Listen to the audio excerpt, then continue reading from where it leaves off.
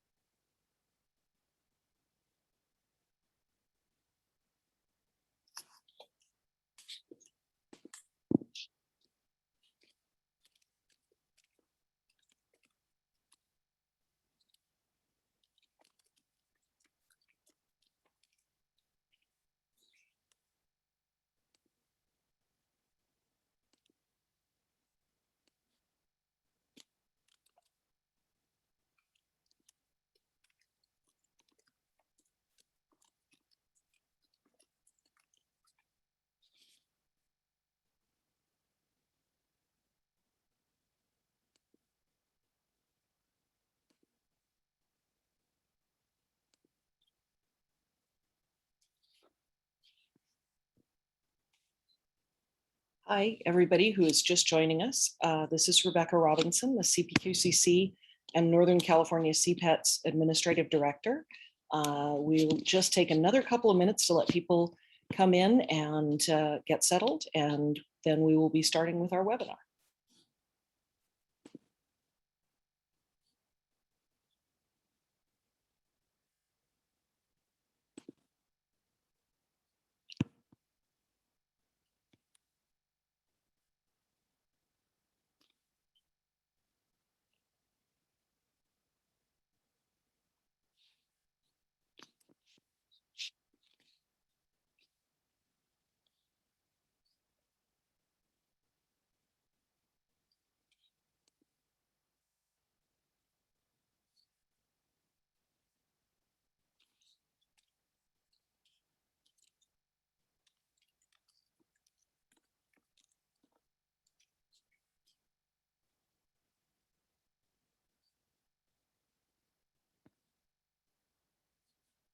My cursor doesn't want to show. Okay, why don't we go ahead and get started?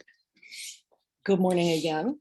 It's Rebecca Robinson, CPQCC and Northern California CPeTS Administrative Director, and I am delighted to have you all here for the What's New with CPeTS annual data training.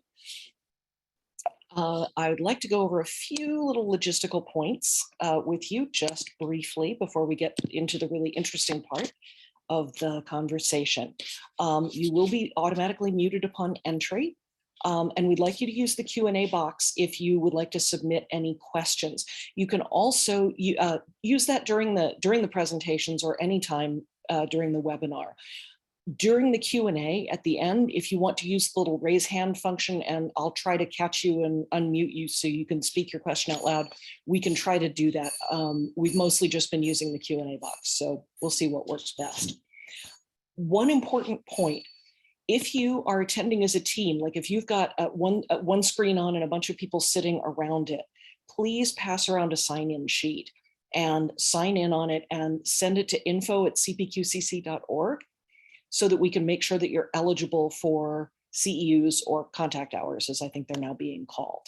Otherwise, we only know that the person who logged in on that screen was there, and we don't know about the rest of you. So just send us your sign-in sheet, and then you'll be, everybody in that room will be eligible for the contact hours. We will be sending the slides and webinar recording directly to you after the webinar, and those will also be posted on the CPQCC website and will be permanently available there. As I was saying, attendees are eligible for contact hours through our partnership with PACLAC, whom we thank very much. What we are doing this year is we will be providing contact hours after all of our data training sessions have been completed, which will be in late October. So when you get the evaluation survey, fill it out, send it back, and you will be eligible. So I would like to present our presenters today. Kevin Van Otterloo, the director of the Southern California Perinatal Transport System, or Southern California CPeTS. Lucy Van Otterloo, executive director of the Community Perinatal Network, and Ron Cohen, the medical director for Northern California CPeTS. And they are going to be talking about what's new in the Neonatal Data Transport Program starting for next year. And take it away, Kevin. All right. Good morning, everybody. I guess it's good afternoon now. So we got both of those in, Rebecca. I know this is entitled What's New in CPeTS, but we're also going to do some, by the way, we have no conflicts to disclose or anything. So next slide, please. We're going to talk about what's new in CPeTS, but there's not a whole lot new, to be honest with you. So we're going to do some overview stuff. And I know many of you have attended this before, and hopefully in the next year or so, we can get together again in person. That's always really beneficial as well. Our agenda is pretty brief today. We're going to just go over some of the history of the CPeTS program, talk a little bit about the neonatal transport data set, what it entails, what goes into it, who contributes to it. We have a little bit of an update, just one small thing on the new transport form. Dr. Cohen will talk a little bit about the question C12, if you all are familiar with that, talking about the maternal fetal neonatal transport question. And finally, we'll discuss how to actually use the standardized reports that are generated from all the data that you guys so diligently collect. So next slide. The CPeTS program, as most of you know, was legislatively mandated way back in 1976, and it was really part of a process to enhance perinatal regionalization and really get facilities talking to each other to facilitate transports of both moms and babies. It consists of a bed availability system where any hospital or anybody in the public can go and look up, see what beds are available, the contact information to process that referral. We now have a really robust neonatal data system that includes the data collection and entry system, both in the paper form and online. That results in some really great standardized reports that talk about the transports in, transports out, and a lot of other tools and support materials that are based on our website, and we'll talk about that at the end of this presentation. A lot of this too, we focused so much on the neonatal transports, which is vital. It also facilitated a lot of conversation about developing a maternal transport data system, which is still in the works, still being talked about. If you imagine how long it took to get the neonatal side up and running, it's going to take that much longer, or just as long for the maternal transport. Again, it's something that we're really interested in developing further. Next slide, please. The neonatal transport database was started over 15 years ago, and the first full set of data was put out in 2007. The data is entered by all CCS designated NICUs in California, plus anybody else who is not a CCS NICU but has a licensed ICNN and they choose to participate. So typically, we were always almost close to 7,000 transports a year in California. The last couple of years, we're not sure whether it's COVID or what, but or just less babies are being transported because they're being born in the right place. We average between 5,000 and 7,000 acute neonatal transports every year in the state of California. Our database is right around 82,000 records right now. And that consists of, when we're talking about an acute transport, infants that are transported in the first 28 days of life into a NICU service and are actually transported by a transport team. That question comes up a lot, you know, do we need to fill out a form for this? Really, we're interested in those that are just transported by a transport team. The data is collected by right now by more than 100 NICUs around the state and 51 transport teams submitting the data. Next slide. Like I mentioned, there's just one very small change. We try not to change the data set very much. We like to keep it stable for obvious reasons. Next slide, please. And this one came up, and you can actually, this is our CPeTS form. So the 2022 form, it'll be posted to the website in the next month or so. Question, you can go to the next slide, Rebecca, please. Question C27, respiratory support. There was always some lingering questions about what nasal ventilation meant. And so the only change we're doing this year is we just clarified the definition to that. So we changed it from nasal ventilation to non-invasive ventilation, NIPPV, NIMV, and with a note that this includes nasal prongs and masks. So really just the definition was made just to clarify what we mean by nasal ventilation or non-invasive ventilation. And next slide. And that is it for the opening remarks and just what's new in CPeTS as far as the database. Dr. Cohen, I think you're up next. Correct. Can everybody hear me? Hello? Yep. I guess it can be heard. I'll assume so. Yes. Anyway, welcome hear you everybody again. again. And I'm going to give a quick update on the one big change we made last year. And this was question C12. Next slide, please. So C12 was where we asked about the time from mom's admission till the time of transport. And the purpose of this question was to look at whether or not we potentially missed a opportunity to do a maternal fetal transport instead of a neonatal transport. And the literature supports, and most of us believe, that it's better for particularly high-risk kids, i.e. a very low birth weight or kids with surgical problems, for them to be born in the center where they get care rather than to interrupt their care for a transport. And this is not just because it interrupts the child's care, and not just because sometimes the child is born in a center where the initial care might not be available, but it also means separating the mom and baby. And sometimes, if the mom is delivering early because of medical reasons or has a C-section, it might be days before she can be reunited with her child. And I think most of us find that undesirable. So the question that C12's asked is to look at the time between mom's admissions and the transport for high-risk kids, either on this slide with a prenatal anomaly or at less than 32 weeks gestation. And looking at the slide showing you the data that we've collected thus far, it's interesting to note, next slide, please. There you go. That of the 38 cases with that met this criteria, only 6 had a documented contraindication for an antepartum transport. So it's only about 15% of these moms had a reason why they could not be transported with the fetus so that they could deliver at a higher center. Now, please note that a fair number of the cases, we got no answer at all.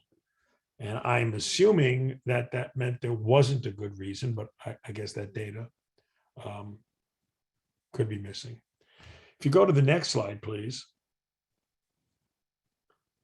This now includes anybody less than 1,500 gram birth weight, not looking at gestational age. So it includes some smaller kids at greater than 32 weeks. So it's a slightly bigger N, but as you can see, next slide, please. The data is basically the same. Again, only about 15% of these situations was there a clear-cut medical contraindication to transporting the mom to a higher level center.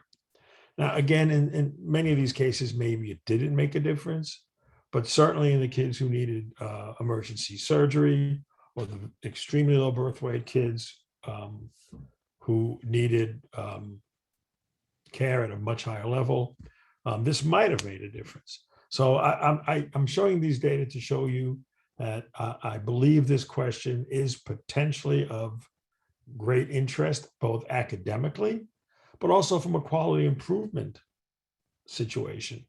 I mean, it would be worth looking at your own unit's data and wondering whether there's something that could be done to move moms sooner when they do not have advanced labor, or they're medically unstable, or non-reassuring fetal status.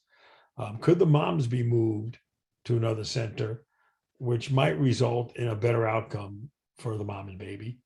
And if not a clear-cut, obvious medical difference for the baby, at least for the psychosocial difference of having the mom be with her child, which we know is good for the mom, improves lactation success, quite frankly, facilitates getting informed consent for procedures that need to be done, and so forth. So I think it's a laudable goal to try to get the moms to the center where they can get the best care for their impending birth. And I think these data are interesting and worth perusing. And I think maybe individual centers should look at their experience and see if they can do something to decrease the number of blanks. And by the way, for everybody, it would be, I think, very nice to decrease the number of unanswered questions here. And that's another reason for presenting this, is to let people know this really is useful data. And by leaving it blank, I'm left to assume that that means that the transfer of the mom and baby in utero wasn't considered. Maybe there was a good reason for not transporting it, but it's not evident here. And I think that's it.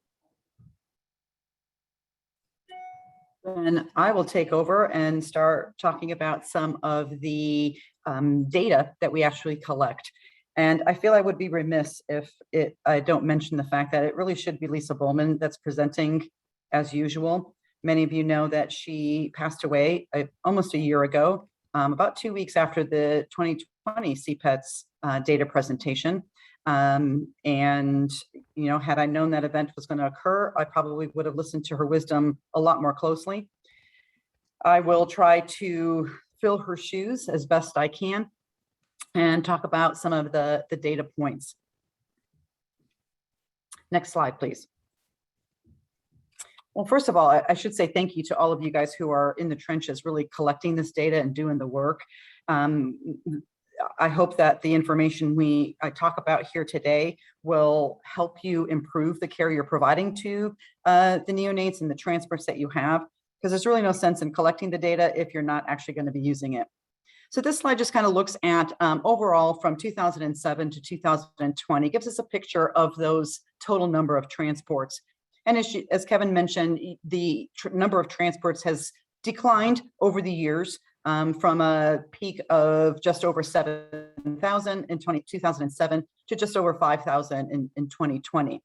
And as he mentioned, it could be related to many factors. And one of those is the decreasing birth rate in the state of California that is commensurate with the decrease in the infants that are being transported. Could be due to COVID, whether or not babies were being transported more readily or not more readily because of positive moms or issues there. Or we may be doing a better job at educating our providers and our pregnant women in identifying women early in the antepartum period and making sure that they are delivering at the appropriate facility. It just kind of looks as a nice graph over time. Next slide, please.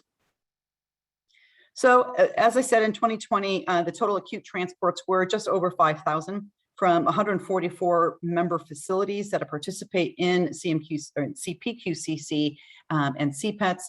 That's about 82 facilities reporting acute transports. And when we take those 82 facilities together, there's an average of 66 transports over the year.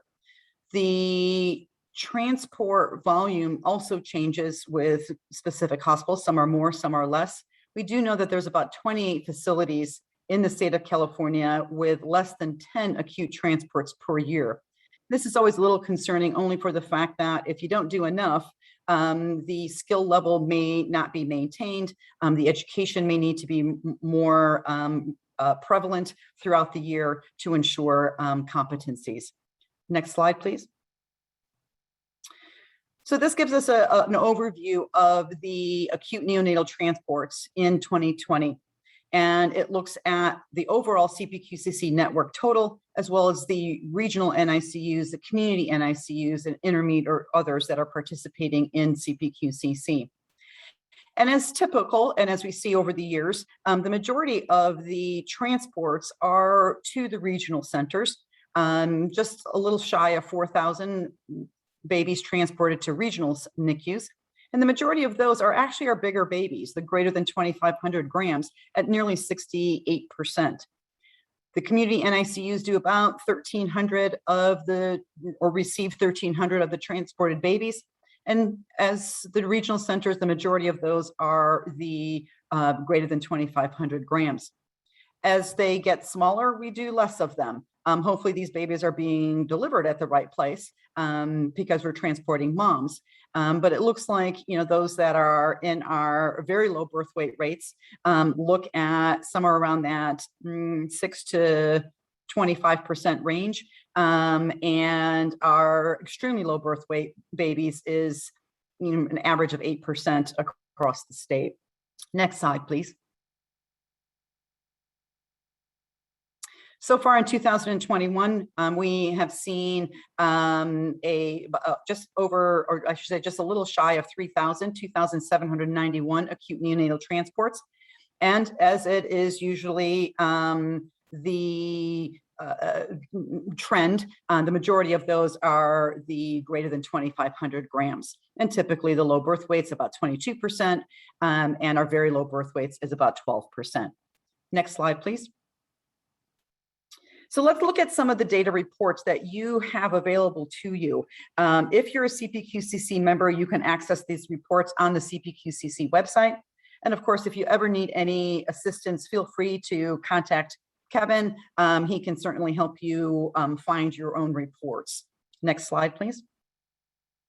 So there's several tables that are available to you in the reports. And what I have here and what I'll be presenting here is a look at a regional NICU data and a community NICU's data. And you can kind of look at whatever you relate best to. The top portion is the regional NICU and the bottom is your community NICUs. And as the data is broken up or presented, it looks at a particular center, so your own facility, compared to the CPQCC network, and also compared to other like facilities that are regional or community. The first table looks at the acute transports by birth weight. And typical, as we have seen again in the data, the majority of those transports are your greater than 2,500 gram babies. At your regional NICU, so you can look and see that across the board compared to about 56% of babies that are over 2,500 are being transported to the regional NICU, 67 in the CPQCC network, 67%. And again, just about typical when this hospital's got a little less of those big babies compared to other regional NICUs in the state. When we look at the very low birth weight babies, 27%, they're a little higher than the other regional NICUs as a whole. And compared across the board, again, it looks like this facility has more of our very low birth weight babies and our extremely low birth weight babies and the transport as compared to other regional NICUs. Same kind of thing here in your community NICU. It's looking at the same kind of information. You can compare that community hospital to the other community hospitals within the state and see that they're doing a lot more of those 1,500 to 2,500 gram babies than other community NICUs. Now that may be good, that may be bad. It really needs to take a deeper dive into that and how well these babies did. Next slide, please. This looks at the same kind of information based on acute transports in by transport type and birth weight. looking at whether it was a delivery room request, whether it was emergent, which is your less than 4-hour request, or your urgent, which is your 4 to greater hour request of for transport, or if it was something that was scheduled and collaborated with. Again, comparing the regional center to other regional centers, the majority of theirs is either emergent or urgent. In their process here for your over 2,500 gram babies, looks like more delivery room requests for very low birth weight babies. Same thing here with your community NICUs. Next slide, please. I'm sorry, go back to that slide again. When we look at this and when you look at your own information, really from a QI perspective, you're looking at, is there an issue with a particular facility or with the facilities we collaborate with in regards to whether or not they were emergent or urgent? If it seems like your very low birth weight babies keep being emergent, is this something that maybe a good education or update on, when is a good time to call? When should you call? And is there time to be able to collaborate and coordinate that movement as opposed to it always being something emergent? Next slide, please. This looks at the acute transport by transport provider and birth weight, looking at whether it was the receiving hospital, a contract service, or referring hospital. And it looks at CPQCC network and the regional NICUs. And the majority of the transports are being done by the receiving hospital. Very few are by contract service, and occasional, and not any are by the referring hospital either. Next slide, please. This is looking at the mode, the transport mode and birth weight, whether there's ground transportation, helicopter, or fixed wing, compared in your regional center or in your community NICUs. I think very few community NICUs have the helicopter or fixed wing capability. But even this regional center doesn't really use a lot of their, if they don't have it available, possibly, or they don't necessarily need to use that for the types of babies that they are transporting. Next slide, please. So this is starting to look at the timing. And when you look at your own data and you can compare yourself to the other regional NICUs or community NICUs, this is really looking at timing and whether or not there could be an improvement in timing. The first one we look at is the time from referral to the initial evaluation. So that's the time that you get the referral until you get to the hospital to do your initial evaluation. And these are used for emergent transports only. And here in the regional center, you can see that their average is about an hour and a half.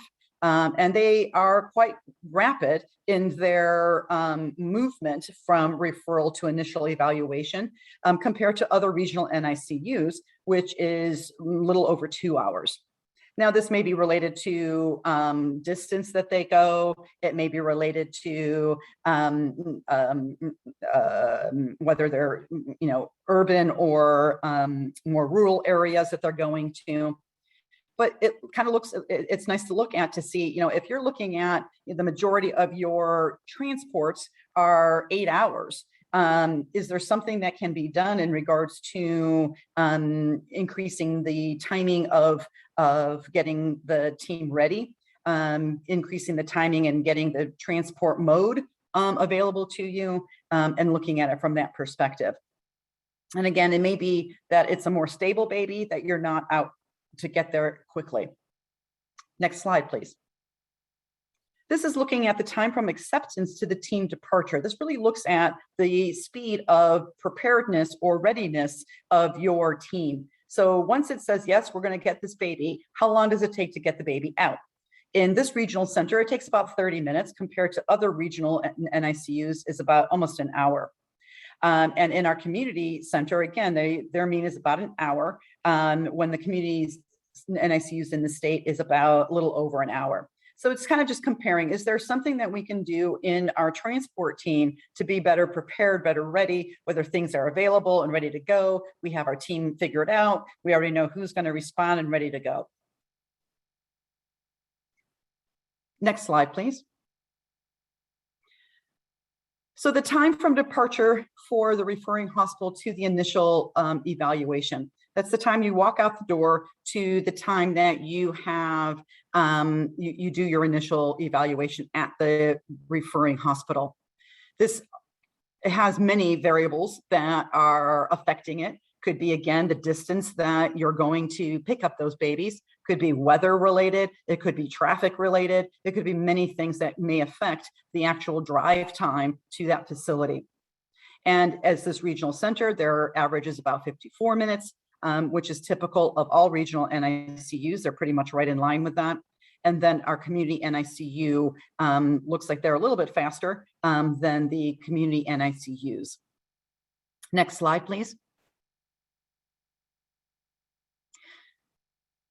This is the time from departure for the referring hospital to a NICU admission. So again, walking out the door to walking back in the door when you're doing your first assessment in the NICU.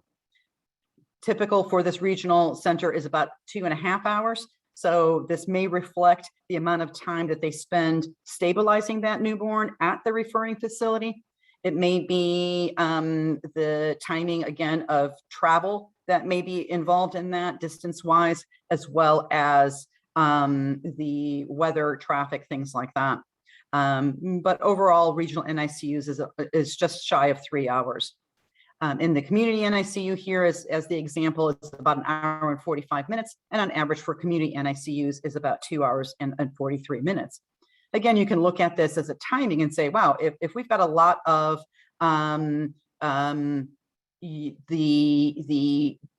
the timing is all 4 to 8 hours, is there anything that we can do to maybe increase that ability? This, if the transport team is spending a lot of time stabilizing the infant at the referring facility, could this be something that education for that referring hospital to make sure that they're stabilizing that baby? They have the ability to do so. They have the resources to be able to stabilize them better so that they're ready to go when the team arrives. Next slide, please. So the other thing that we do in collecting this data is the TRIP score. Many of you are familiar with the TRIP score, some of you may not be. So let me spend a little time in explaining what the TRIP score is and how we can utilize the TRIP score to influence or assist us with our quality improvement. So the TRIP score is well, basically being able to assess the infant's condition at different times and then predict mortality is an important measure for CPeTS. With this knowledge to predict mortality, it can help support the implementation of quality improvement statewide. The ability to estimate an infant's clinical condition as expressed as a probability of death or severe morbidity is essential to really any program that's designed to address improving the quality of neonatal transports. From a quality improvement perspective, the infant's condition can be used to address several important issues. Originally, the TRIP score started in Canada. The TRIPS was a physiologically based assessment comprised of 4 empirically weighted items: temperature, blood pressure, response to noxious stimuli, and respiratory status. It had an excellent performance characteristics, is very straightforward in being able to perform and calculate the score, and was used in several California transport teams. Think of it as the APGAR for sick babies. It determines how likely the baby is going to die based on your assessment. The higher the score, the higher the probability of death. However, CPQCC staff recalibrated the original Canadian TRIP score to better reflect California population and practice. It uses 6 empirically weighted items: temperature, blood pressure, respiratory status, respiratory support, including the level of FiO2 being used to support an intubated infant, and the use of pressors. The assessment of the infant's condition at referral at the initial transport team's evaluation and the NICU admission using the modified TRIP score can be used to calculate the risk of death of the infant within 7 days of transport. It is used to assess not only the infant's condition to determine how sick this baby is, but also to evaluate the quality of care at the referral center and the quality of care of the transport team itself. Reviewing the TRIP score helps to identify quality improvement initiatives and educational needs. So if we find at the referral that the TRIP score is extremely high, are there things that we can assist the referring facility to do in order to improve the outcomes for that newborn? Maybe it's just how to take a temperature, or how to keep a baby warm until we get there, or how do you take a blood pressure on a preterm baby so that we can get better information and better stabilization of that newborn. Next slide, please. So the TRIP score does allow both internal and external evaluation of the acuity of infants that are transported into the facility. It also allows for the referral hospital or allow the care that's been given by the referral hospital and that of the transport team to be evaluated separately so that we can see where improvements need to happen. Is it at the referral center doing it before when they call you? Is it the time that the team gets there and what they have to do to stabilize that infant? Or is it during the transport itself? And that allows us to focus and evaluate the effectiveness of the actual team. TRIP scores are standardized for the nearly 7,000 acute neonatal transports in California annually. And when comparing a facility to the state, we can adjust for risk of the population and for smaller numbers. This leaves the quality of care provided reflected independently of the quality change point for each facility, which I'll talk about in just a moment. Next slide, please. So again, I kind of talked about this already, so it's important to be able to assess the condition of the infant, not only to understand what is going to be required by the transport team when they get there, but to be able to coordinate and collaborate and continue the conversation of how to stabilize an infant while the team is getting there. That's one of the important things when we look at the change point and how things are different as the team is arriving. And that helps to understand, is it something that maybe we just need to have an ongoing conversation with the referring hospital in regards to what they can do until we get there. And I kind of talked about the assessment of what's done, the temperature, blood pressure, response to noxious stimuli, respiratory status, and the use of pressors to support blood pressure, and the use of a ventilator. The nice thing is that the TRIP score is a calculator, and all you have to do is put in the scoring system. It can be done on a phone, it can be done on your laptop, and it is provided here on that. You can just download it off of the TRIP score calculator. You can just Google it and find it. It's easily accessible. Next slide, please.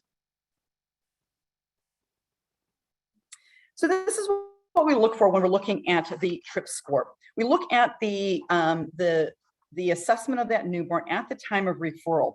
So the first TRIP score is done at that time. It describes the physiology and the physiological stability of the infant at the time the infant was referred for transport at the hospital of origin.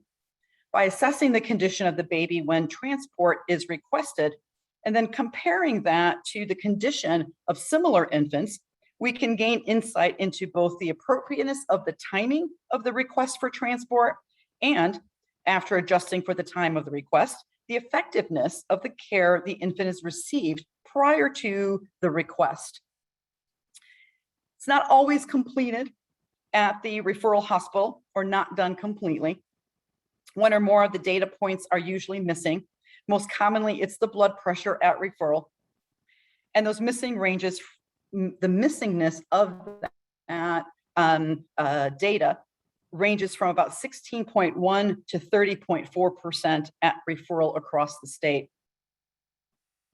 The trips at referral is not applicable for delivery room attendance transports and are not included in the trips at referral the column there that you see. The referral, the TRIP score at referral can really help to dictate the composition of the transport team and the type of transport requested. If it is a low TRIP score, maybe we don't need the full team. If it's a higher TRIP score, maybe you need the entire team to be there, including your physician and your RN transport. And maybe we need to get there a lot faster. And if we have the means to do so, to be able to do that quicker. The referral trips can be improved with communication and consistent follow-up with transports, and can be used to determine the makeup of the team, like I said, appropriately. The second TRIP score is done when the team gets to the baby. It describes the stability of the infant at the time the infant was first evaluated by the transport team. What's the condition of the baby when you get there? Sometimes it's bad, sometimes it's pretty good. And by assessing the change in the infant's condition from the time of the request to the time of the arrival of the transport team, you can begin to address the effectiveness of the clinical advice that was provided by the transport center while the team was en route, as well as the impact of the time it takes for the team to arrive and take over the care of the infant. The missingness ranges from 3.7 to 41.3% at the initial evaluation across the state. And sometimes the data can get mixed and reflect what the team initially did when they got there and not what they see when they get there. So many times it could be done after you start your resuscitative efforts and your stabilization efforts, and not as soon as you get there. So sometimes that data kind of gets a little mixed. It should really reflect only what the referring facility did prior to the team's arrival. Again, the trips at initial evaluation is not applicable for self-transports and are not included in that column. It really helps the team to determine how sick the baby is and how much deterioration occurred between the time of referral and the time the team got there. For example, if the TRIP score was 9 at referral, it took an hour to get there, and the score is now 20, we got a problem. That something happened by the time that the baby destabilized, whether the resuscitation was effective or not. That change in score could reflect how well the team is communicating with the referring hospital. And it may be the fact that you need to stay on the phone with them and tell them what they're doing or need to do before the team gets there. If you see this trend in your data, quality improvement may include getting on the phone with the referring hospital, giving them some direction on what they can do while waiting for the team to get there. Educational outreach on stabilizing the newborn might also be warranted. And even simple things like how to keep the baby warm until the team gets there can make a big difference in the calculation of the TRIP score. The third TRIP score is done when the baby gets admitted to the NICU at the receiving hospital. It describes the physiological stability of the infant at the time the infant was admitted at the receiving region or reporting region. By assessing the change in condition of the newborn from the time at which the team arrives and assumes care until the infant is admitted to the transport NICU, you can begin to estimate the quality of the care provided by the transport team. Missing ranges from 4.5 to 19.6% at NICU admission across the state.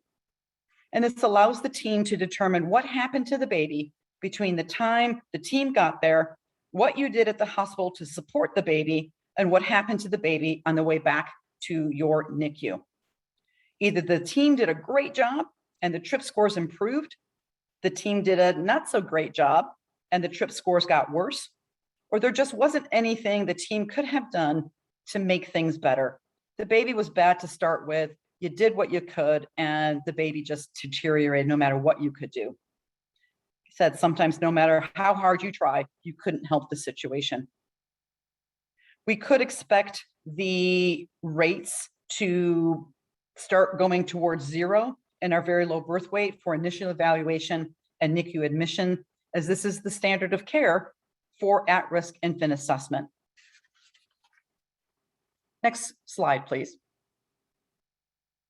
So this is looking at the TRIP scores for two particular hospitals, a regional center and a community NICU at the time of referral.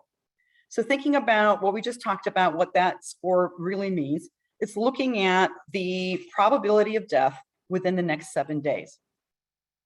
As a reminder, the higher the number, obviously the worse the baby is. So when we look at the TRIP score overall at the regional center and the babies that were scored, we had 28 babies at this facility. And the majority of those babies had a initial or a referral score of 14 or less. So the probability of death is less than 1% in the next 7 days. They only had 4 babies that were scoring between 32 and 38 with a probability of less than 10%. And you can compare it across the state. It's pretty much the same and very similar to that. When you look at, this looks at the scores by, or the births by score. This side looks at the birth weights by mean score. And so the mean score for those babies that were our highest risk, I would say, you can see where those 4 babies may be. You've got, a couple of very, very small babies. You've got a few at the very low birth weight, but the majority of these babies are going to be doing well and have a probability of death at less than 1%. And compared to the regional NICUs, you can see that they actually have a lot higher risk babies with referral scores that at the time of, or the TRIP score at the time of referral to be a much higher number than we would have at the state. Their smaller babies as well are doing the same thing. Community level NICU, their mean score was 4.5. The majority of those, of course, babies are going to be in your less than 1%. And compared to birth weight across the community, across the numbers that they had, 51 babies altogether. The majority of them were in the 1,500, greater than 1,500, and their mean scoring was somewhere between 2 and 5. So again, great scoring on our bigger babies. They're not as sick, and we wouldn't expect their referral TRIP score to be very high. Next slide, please. This looks at the second evaluation, at the initial evaluation of the team. When they get there, what do they see? In our regional center, you can see that the scoring was a little bit higher than it was in the referral. And their mean score was 10.3. Compared to other regionals, they're a little higher. So they're seeing sicker babies when they get there. Again, this may be some education that was required. Sometimes the babies just, they are bad to begin with and are not improving regardless of what we do. Again, same thing looking here at the birth weights. Here at our regional center, the mean score was 4.6. And compared, they have lower mean scores than other community NICUs. So they're maybe seeing better babies, maybe it's better communication, maybe it's more rapid to get there, so they're not deteriorating as quickly. Again, this isn't saying that things are good or bad. This gives you an opportunity as a hospital, as a transport team, to really deep dive into this data to look at where do those issues lie, and have a conversation regarding what can be improved on. Next slide, please. And this is the third TRIP score that's done at the NICU admission. So it looks at the time of your initial evaluation to the time you get through to your doors in your NICU. This regional center's mean score was 10.9. So if you think about their initial assessment and their NICU admission, they didn't have a lot of babies that got worse. It looks like it pretty much stayed the same. So they stabilized them and got them to their NICU and things looked better. Same thing here with the mean score in regards to your community centers. That was more, they had a 4.4 and their TRIP scores got improved. Is that something that the team can look into and say, yeah, these are, again, you don't see a lot of babies that are going to be in that bad area. So you can really easily look at those charts and say, what happened to those babies? They got better, they got worse. Kudos to our team for doing a great job. And where can we improve? Next slide, please.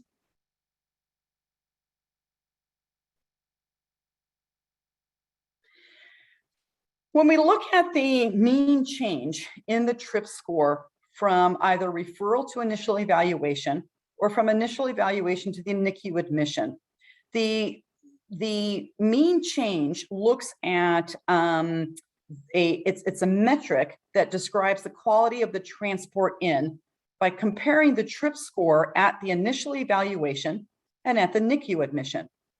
The difference in the calculated TRIP score, that's the subtraction, it's fairly easy math, subtraction of the TRIP score from the NICU admission minus the TRIP score at initial evaluation. The difference can be negative, meaning that the TRIP score at the NICU admission is less than the TRIP score at initial evaluation, which indicates that the stability of the infant improved. So things got better. Kudos to your team. Positive entries indicate that the TRIPs increased from the initial evaluation to the NICU admission, meaning that the baby got worse over time.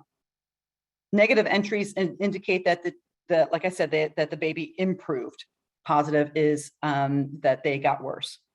For each TRIP score range, the associated estimated risk of death within 7 days of transfer is displayed in this first table of the column. So you can see that the scoring, the overall change, so this is that bit of it, that how much it changed based on weight and how you compare the regional NICU, or the regional NICU here is the example, as well as the regional NICU's mean change. The quality change point is defined as the 90th percentile of the mean change in trips based on the transport teams that perform at least 20 transports and account for roughly 25% of all transports with the lowest mean trips change. So it's looking at the top 25% of hospitals and comparing that change. So of course, that's the benchmark. You want to be in that top quartile to know that you're doing a great job. It looks at those top best performing teams who had the least amount of change in the trip as the benchmark. To achieve performance that is equivalent to the benchmark teams, only 10% of your transport should have deterioration in excess of the quality change point. If an infant's deterioration exceeds that quality change point, the risk of death within the 7 days of NICU admission increases 2 to 4-fold. Now, we know that some infants are going to fall apart no matter what you do, but at least 10% of the worst infants, even with the best teams, are going to deteriorate. And that's why we have that 10% cushion. The QCP indicates when you've reached the top limit of that deterioration. And if the baby deteriorates more than the QCP, the probability of death can double. So when we look at this information across this region or across this regional NICU, you can see that when we even look at, we're looking at those very small babies. And really, we're looking at this percentage infants that are exceeding the QCP. It shouldn't be more than 10%. Now, this facility has an 80% of infants that are exceeding the QCP. Now, there was actually only 4 infants in that, or I'm sorry, 7 babies in that category. And so the mean change increased 11 points. Now, this may be that they had some really bad babies this year. It could be that, last year they did great. 2021, they may show an improvement as well. So this is only what it is in the moment. And you'd have to go into those charts to say, well, what happened? Now, there's for this case, I'm sorry, I'm looking at the wrong numbers. There's only 4 babies that exceeded the QCP. You could go relatively easy, go into those charts and say, what happened? Is it something that the team could have done differently? Is it something that the team maybe needed a different, added people to that team? Could it be something that was a problem within the team itself? Maybe it's not. Maybe those 4 babies just were just really bad. But luck of the draw, you had 4 babies that out of the 5 that you transported that were really sick. And so you want to be able to go into those and look at it. because again, comparatively, the QPC mean network change was only 2.2, and overall the region was 2.4. Now, in this community center, you can see the same kind of thing. When you look at this, you see no infants changed and exceeded their QCP, and compared to the rest of the state, it actually looks pretty good. Next slide, please.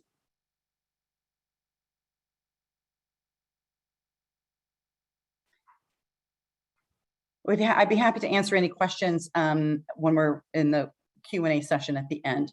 I'll pass it back over to Kevin.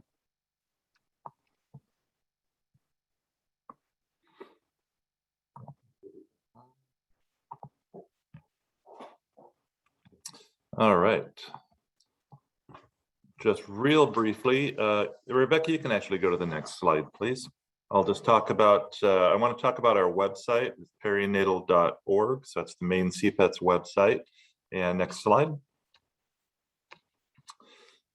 For most of you, this page looks familiar. This is the bed availability page. So every day, if you are a member of this, and if you're a CCS designated NICU, you are. So every day, and a day is a 24-hour period. It doesn't matter if you do it at 10 o'clock at night or 10 o'clock in the morning. Somebody in your facility needs to go in here, log in as your facility, and update your bed availability. So it's a very simple process. It literally takes 30 seconds. But the importance of this is not just to facilitate transports. So, and we know most of you have relationships with other facilities near you, but anybody really could go in and look at this site and determine where is a bed available. I've got to do a transport right now. Where is a bed available?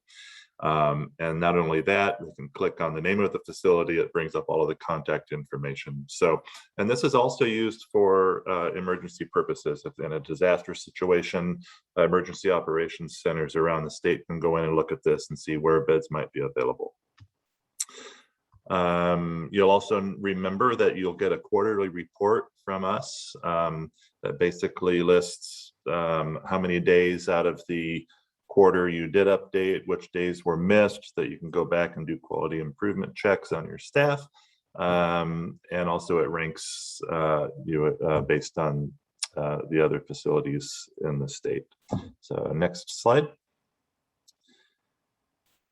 So this one is when you click on the facility and it brings up all the contact information. It's really important when you go in and update your daily bed availability. If there's been staffing changes, which we know occurs frequently, please remember to go in and update the contact information. We ask that you do it quarterly or as staffing changes. And again, it just takes a minute. Once you're logged in, you can make all of these changes. Next slide. All the materials, the paper forms, the data manual, all of that stuff is here under the materials section, in addition to a downloadable hospital and EMS contact list. Next slide. And it'll look like this. You can download it. And again, we try to keep this updated and match the local EMS contact information with the facility, or at least the county that they're in. Next slide, please. That's it. Any questions you have, anytime you need to get a hold of us, again, all of our stuff is on the perinatal.org site. CPQCC manages all of this data set, obviously, and the CPeTS reports that Lucy just went over are all accessible on there. You can contact me at that information, or Rebecca or Dr. Cohen. And I think the next slide is going to bring us to a Q&A session, if I'm not. There we go. So thank you, everybody. Fantastic. Thank you, Lucy. Thank you, Kevin. And thank you, Ron, so much for these wonderful presentations. We do have some questions starting to show up in the Q&A and a little bit in the chat. Janella Carucha, Program Manager for the NICU Data Center, is going to join our panelists to answer some of these questions. I think, yes, okay, that's this is the slide that I want to be on right now. So one first question that came up was, will there be maternal COVID status at time of transport added to the CPeTS form as there is continued data collection on mother baby dyads and COVID?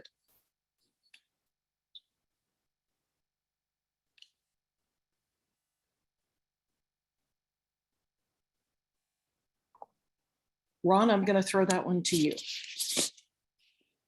I don't believe we've discussed adding that. That's the first I'm hearing of it. We can take that back to the DCAG and have a discussion over it. It would probably mean a significant redesign of the data sheet to add a whole bunch of COVID data. And I'm not sure what we would do with it on a transport basis. I don't believe we're tracking that with the A&D sheets either, are we? No, we're not. Right. I would wonder if the A&D sheet would be a more important place to track that, or a more user-friendly place to track that. Of course, we'll redesign the sheet, and by the time we do it all, COVID will disappear, right? I should be so lucky. Well, what do people think? Would that be something important to track on the transport sheet or on the A&D sheet, or both? Yeah, Ron, this is Kevin. Those were kind of my thoughts as well.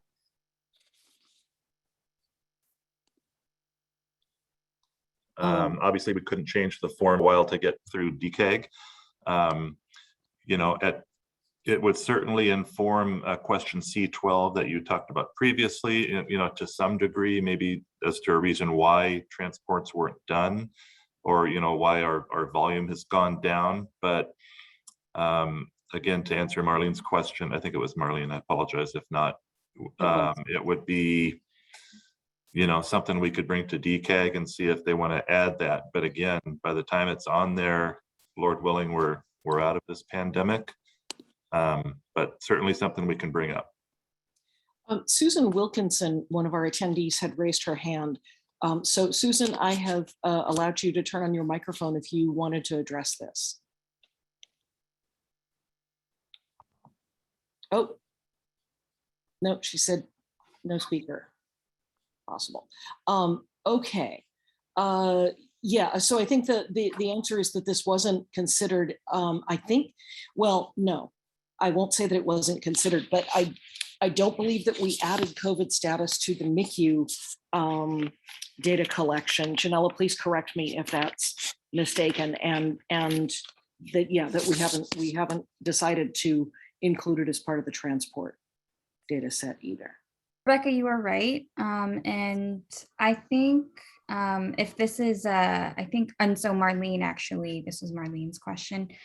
So Marlene, I think this is something that we definitely need to discuss more, and probably offline. We do have a database request form, which kind of goes through, why we think that this change is important, and what information we can gain from it. And so I think, I'll send that to you, and maybe you can work through answering that form, and then we can take that back to DCAG and have that discussion. So I can definitely send that to you after this webinar. Yeah. Thank you, Janella. Moving on to a question from Amy Johnson. Hi, Amy. Would bag and mask ventilation also be included in the new non-invasive ventilation choice on the CPeTS form? Ron or Kevin, could you answer that one, please?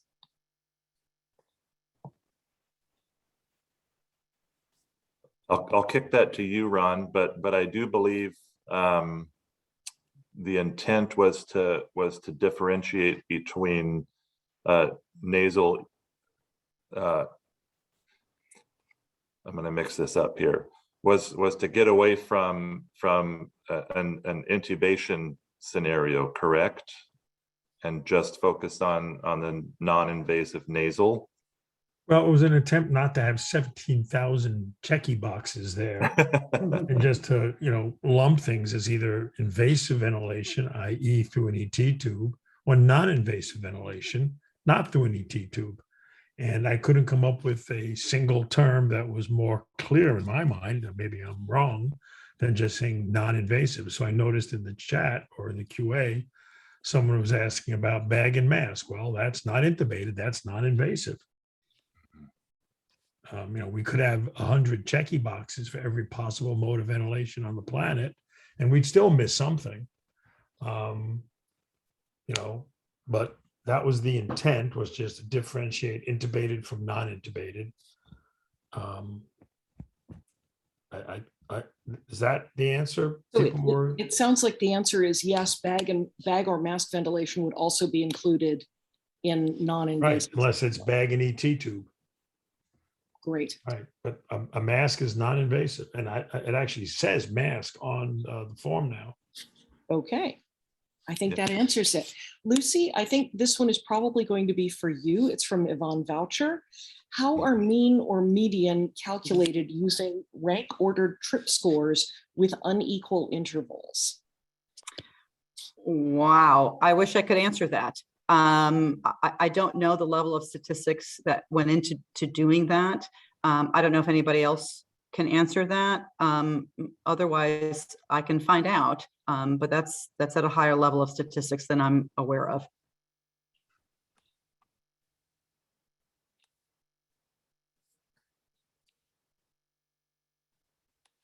Kevin or Ron, any thoughts on that?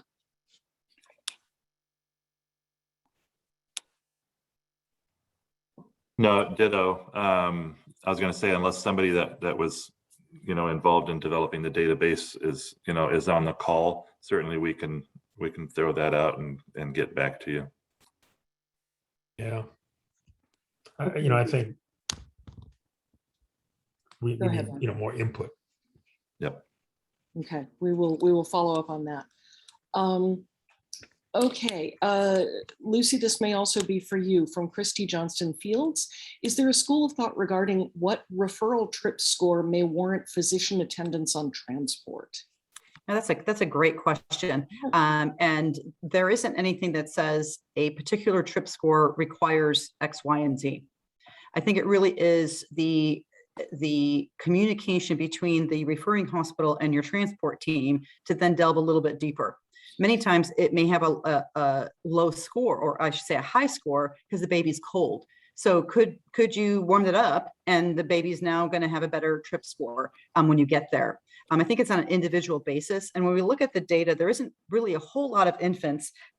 When I look at the referring institution that I gave examples for, they didn't have a lot that were high trip scores anyways. So a lot of your, I want to say standardized procedures, or a lot of your decisions have already been figured out. Like if it's less than 500 or less than 1,500 grams, you already know what team needs to go out because of the stability of the infant.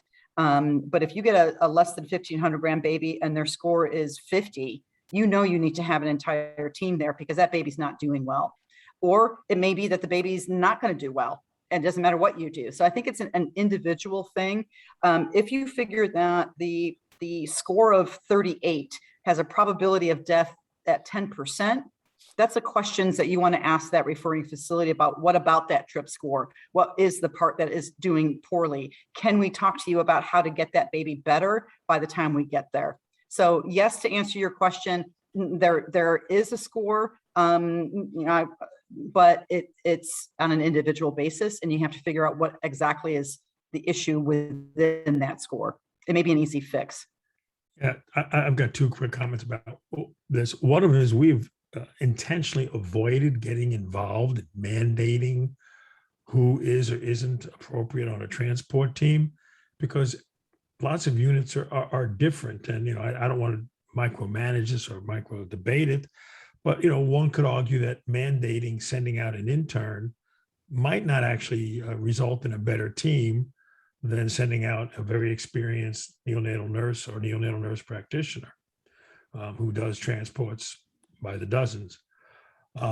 The other point is I get an awful lot of transport calls, and I don't go out on them anymore in my advanced stage of turning blonde. But I don't ever remember being told when I receive a transport request what the trip score is. Usually somebody is busy trying to get the lines in the patient and hasn't calculated a trip score yet. So my conversation is usually, more what's going on with the kid, and, are you intubating? What are the vent settings? What's the blood sugar? What's the blood pressure? Those sorts of things. And I make it based more on that. I honestly can't ever remember somebody calling me and saying, we need you to come pick up a kid at the trip score of whatever. I just don't ever remember hearing that on a call. So I think it's very hard for us, by us, I mean me or Lucy or Kevin or Janelle, us sitting out here to talk to an individual hospital and tell them how they need to make up their team, since I do not know what team members are available to them.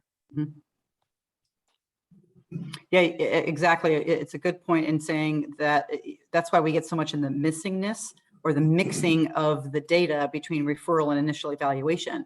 Because if they didn't do it, the first trip score, you're not going to get that. So when you get there, that is technically the first trip score. So you may not have that information. And that's why I say it depends on how the baby's doing, not just what the trip score is. Thank you, guys. Okay, there's a question from Ken at Chalk. Has there ever been discussion of adding PPV, aka bag mask, currently only NIPPV, which is rarely used in L&D, as we do a large number of delivery room calls with our neighboring hospital, St. Joseph. PPV is a choice on the AD form, so it makes sense this is the type of support at referral or initial assessment. I'm assuming that the new choice, non-invasive ventilation, which is going to be new for 2022 and isn't on the current form, is what you would select for that. Kevin and Ron, is that correct? Yeah, I think that's what Kevin and I already addressed. Right. Right. So it's the new form that will be coming out for 2022. It's not on the current form. Correct. And Ken, I see your follow-up question as well. Yeah, so the current number 3 on the current form, you're correct. It wouldn't include that, but the new one should clarify that that'll include a bag mask. Great, thank you. Ron, there's a question on maternal fetal transport that came through in the chat, which was, is it possible that in some cases people thought that delivery was not likely at that time? Let me see if I can get that. Yeah, no, I saw that. Oh, okay, yeah. And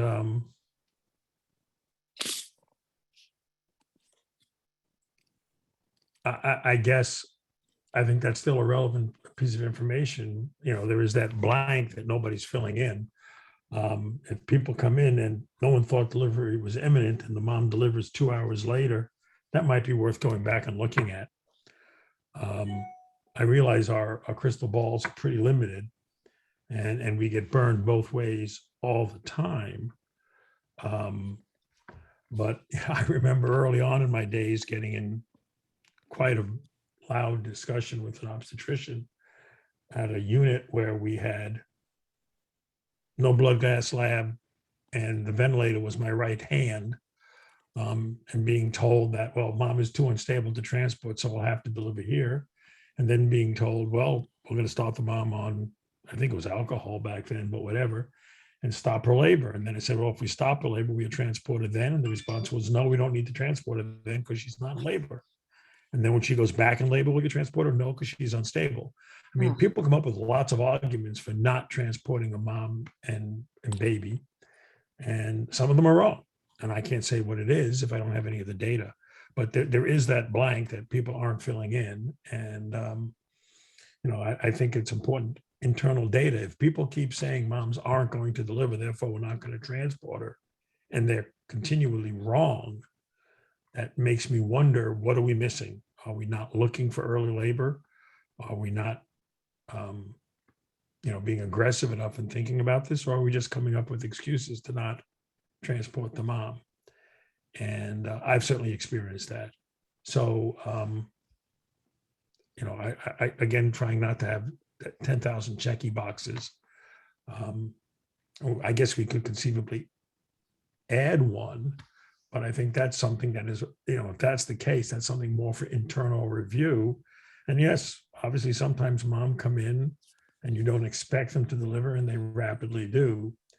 But sometimes we miss labor, and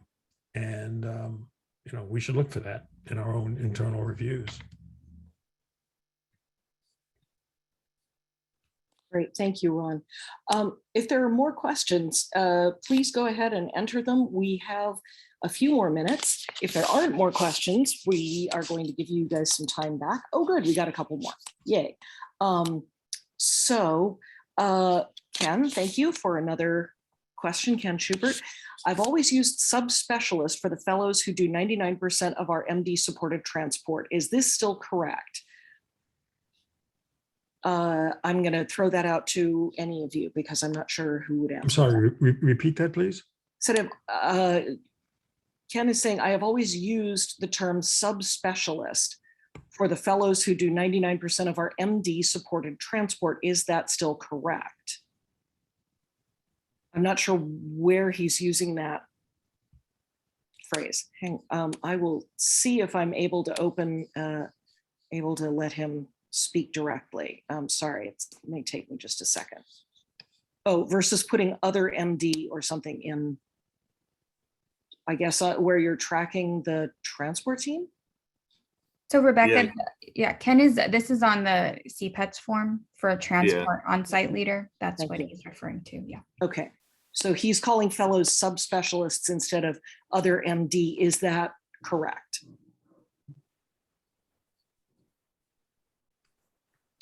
I don't know what this data is used for. I would tend to use other subspecialists for someone who is not, either pediatric or neonatologist. I'm assuming these are neonatology fellows, which is our subspecialty, not another subspecialty. Right. I think the choices are subspecialist or other MD. And it sounds like what you're saying is subspecialist for a neo fellow is correct. Other MD would be somebody in a different specialty. Is that right? I guess. I mean, I don't know who would use, how often a transport's done by emergency medicine docs. And I'm trying to figure out what these data are used for, except for internal stuff to review your own team's performance.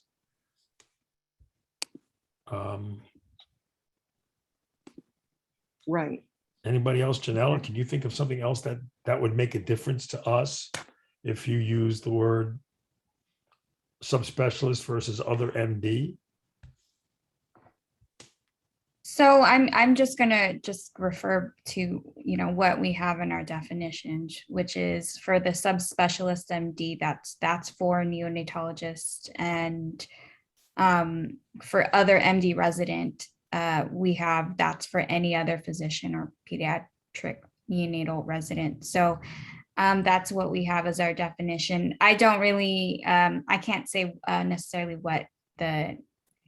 how this is used within the CPeTS reports, but it sounds like, Ken,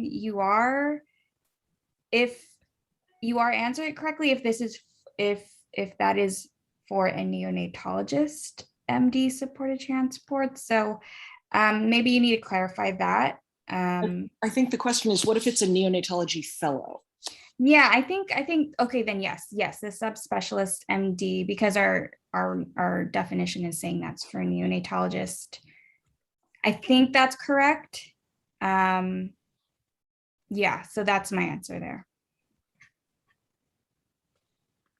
Okay, great, thank you. Second question from Ken. On a different topic. Thank you, Ken. You're keeping us going. I love it. Also, when it comes to trips at initial assessment, are you saying it should be right as the transport rolls in or after a few interventions? For instance, what if they start epi at a few minutes in? I would say yes to pressors at initial assessment, but perhaps that is not the best way. Likewise with ETT placement, which has been done frequently lately. I'm opening that up to the panel.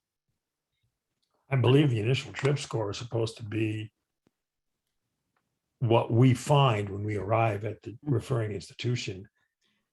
It's not supposed to reflect the interventions done by the transport team. That's my interpretation. I don't know if anybody disagrees. I agree that the initial assessment should be done as when you arrive. Now, if you're talking about the third one, which is your NICU assessment, that's done after they come through the doors. So if you're doing stuff in the transport, that will reflect in your hopefully improved trip score when you're in the NICU. Is that correct, Ron? Yeah, no, I think the second trip score reflects what the team has done before arriving back at the receiving institution. Mm-hmm. If this is sort of a hybrid score, it's reflecting from what I'm hearing. So if the transport team intubates and starts epi, now you're having a hybrid score that's scoring what the referring institution did, mixing that with what the transport team does. And that's sort of, a 1.5 score. It's not the first score, it's not the second. Mm-hmm. So the first score is supposed to be a reflection of care prior to the transport team. Second score is supposed to be care reflecting what the transport team initiates. And the third is supposed to be how the kid tolerated the transport and what was done during transport. Right? Is that not the purpose of all of this? Correct. The actual, and on this,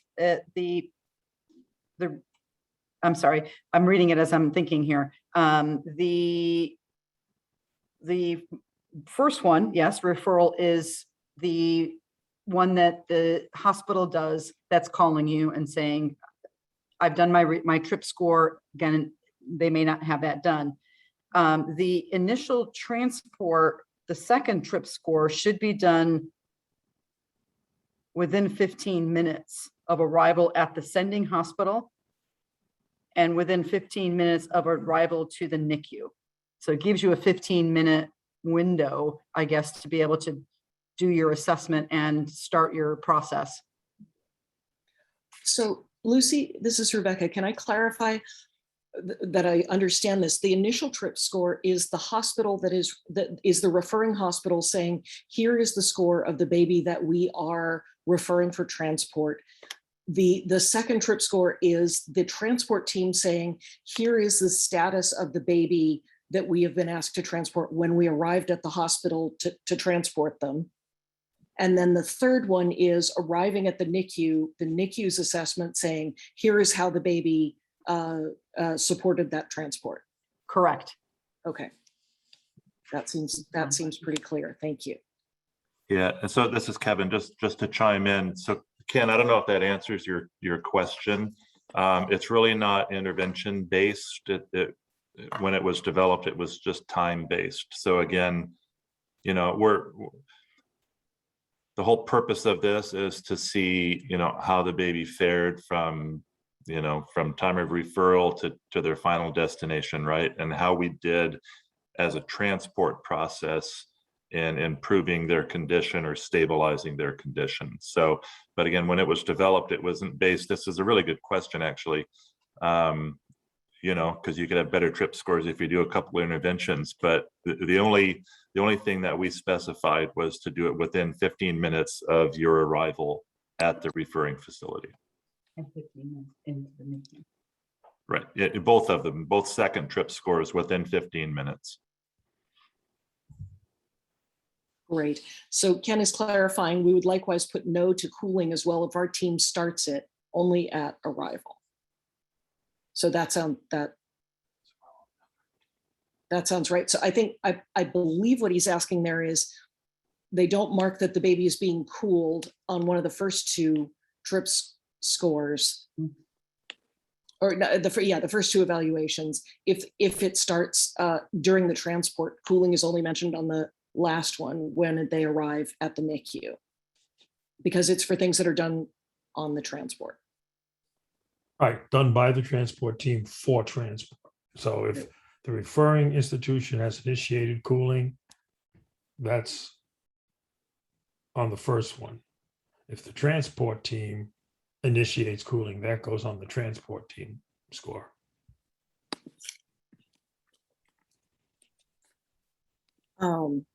Excellent.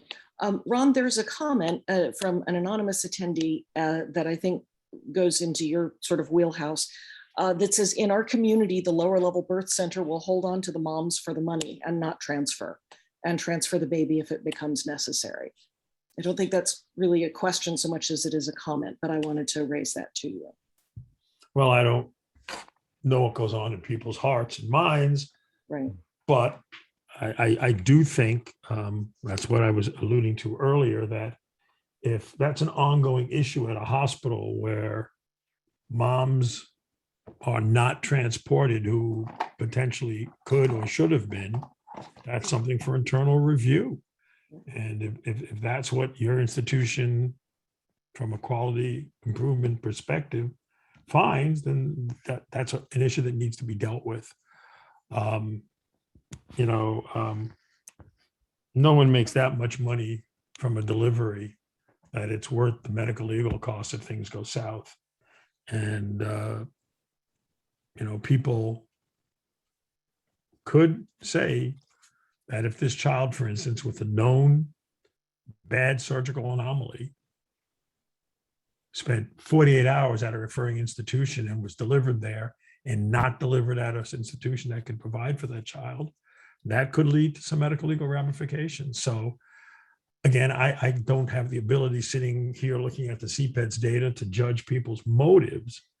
But if that's an ongoing problem in your institution, especially if it's an ongoing problem with a specific physician who isn't referring out moms who, in retrospect, could have and should have been moved out, then that's something that needs to be reviewed. And maybe it is based on some financial motive.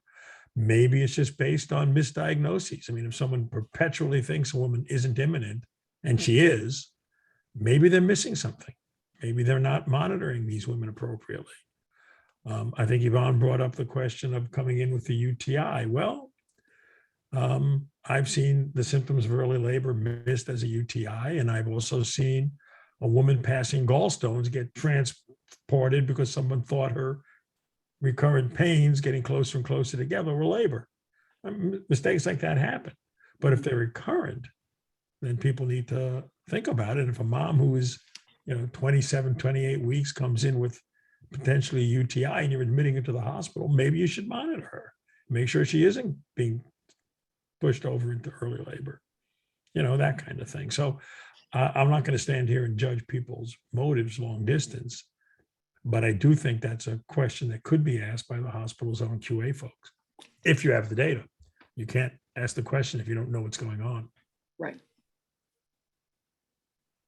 Great. Well, thank you all. We have come to the end of our Q&A question. And just as I am saying that, we get one more question that looks very timely and important. So let me throw this in there quickly from Jennifer Blank, not part of CPeTS, but more for last week's class.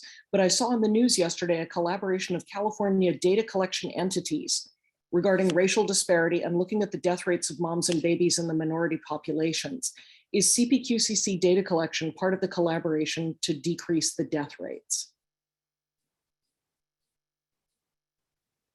Yeah, I'm pretty sure she's talking about recent papers coming out from the CPQCC group, mostly from Yoke and Profit. But yes, we are looking at disparities. And if you go to your CPQCC reports page, you will see there is a disparities and a racial and ethnic breakdown on your data. Yep. So yes, that's almost certainly referring to, God, I'm blanking on who was the first author on that, but there have been at least 2 or 3 papers now from CPQCC folks, Yokin and Henry, but usually with junior folks as first authors. And looking also at collaborating with Elliot Main from CMQCC, I believe. Right. And by the way, one of the lead authors on one of the more recent papers was actually a neonatal fellow from Harvard who helped with the data analysis, but it's the CPQCC data. Mhm. And I'm suddenly blanking on her name. Is that Sarah Coons? Yes, there you go. Thank you. So you could look up, I think it's KUNZS Yes. is the first author. UNZ. Yeah, Yeah. KUNZ and Yelkin Prophet. If you search those two names up, you'll find those papers. They've got 2 or 3 out there. Great. Thank you, Jennifer. That is a terrific question. So just to wrap things up, I would like to remind you that we will be sending out an email after the webinar with a link to the slides in the webinar recording and the evaluation survey. You do need to fill out that survey if you're interested in getting CEUs or contact hours for this. CEUs are going to be accumulated and distributed after all the sessions have been completed. People who watch these on later on as a recording are not eligible. You're only eligible if you participate in the live session. And the recording and slides will also be posted on the CPQCC website under Annual Data Training Webinars 2021. Don't forget, we have two final data trainings coming up, the big ones, What's New with MICU Data on October 13th, and What's New with ATRIF Data on October 20th. And we are excited for those to come up. Those are going to be the ones where most of the data changes for 2022 are coming. We have a lot of exciting things to talk about. So we look forward to seeing you there. And as a closing, I would like to thank again our panelists, Janella Perucha, Ron Cohen, Lucy Van Otterloo, and Kevin Van Otterloo for their expertise and all of their hard work all the time. And thank you all very much for being here with us and participating and sharing your questions and your thoughts about transport and mothers and babies in California. We are delighted to have been with you. Thank you all. And hopefully we will see you in the next couple of weeks. Okay, thanks Bye, everybody. everyone. Thank you.